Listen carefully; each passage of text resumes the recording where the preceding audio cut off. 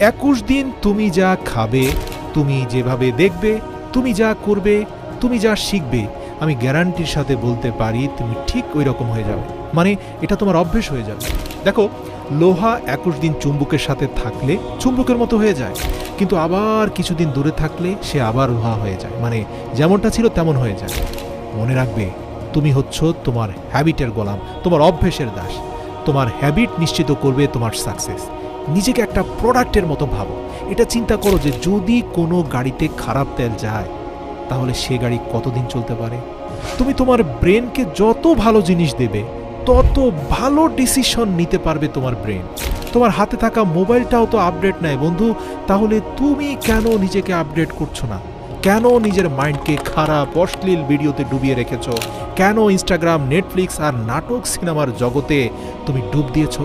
এসব বন্ধ করো আর নিজের মাইন্ডকে 100 ভাগ ফ্রেশ করে ফেলো।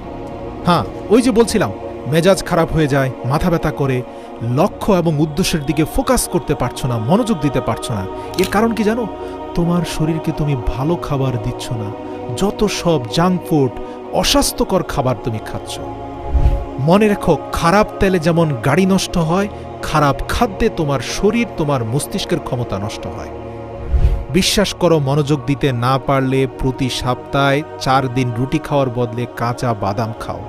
এই কাঁচা বাদামের ওমেগা 3 ফ্যাটি অ্যাসিড তোমার ব্রেনের শক্তিকে বাড়ায় কিনা, তোমার মনোযোগের ক্ষমতাকে শক্তিশালী করে কিনা, হাতে নাতে প্রমাণ পেয়ে আমাকে বলো। শরীর মোটা হয়ে গেলে জিমে চলে যাও, ধীরে ধীরে নিজেকে প্রস্তুত করো। আচ্ছা, তুমি লাইফে কিছু করতে চাও আর সেটা করার জন্য তোমার এনার্জি থাকতে হবে।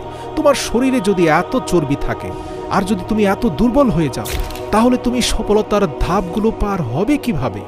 নিজেকে পাল্টে ফেলো, খাদ্য অভ্যাস চেঞ্জ করো, বডিকে ভালো কিছু দাও। স্বাদের জন্য খেও না, জীবন্ত খাবার খাও, জীবনকে ভালোবেসে খাও। জিমে যাও, টেস্টোস্টেরন বাড়াও, অনেক বেশি মাসেল হবে, অনেক বেশি টেস্টোস্টেরন বাড়বে। হাই টেস্টোস্টেরন মানে হাই এনার্জি, মোটিভেটেড ফিল করবে টেস্টোস্টেরনের কারণে। তোমার মাইন্ড মানে তোমার ভেতরের জেনারেটর ভালো কাজ করবে, মনে হবে যেন তুমি আকাশে উঠছো। এবার যখন নিজের শরীরকে প্রস্তুত করে ফেলেছ, নোট পেপার নিয়ে লিখে ফেলো তোমার যা যা লক্ষ্য, তোমার সকল স্বপ্ন লিখে ফেলো। 1 বছর কি করতে চাও আলাদা লিখো, 6 মাসে কি করতে চাও আলাদা লিখো, 1 মাস, 1 সপ্তাহ, এমনকি দৈনিক কি করতে চাও তাও লেখো। মনে রেখো, নিজের গোলকে যত ছোট করে অ্যাচিভ করবে তত তাড়াতাড়ি তা অ্যাচিভ হয়ে যাবে।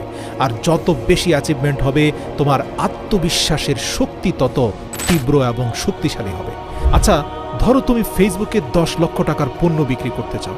তার জন্য তোমাকে ডিজিটাল মার্কেটিং শিখতে হবে,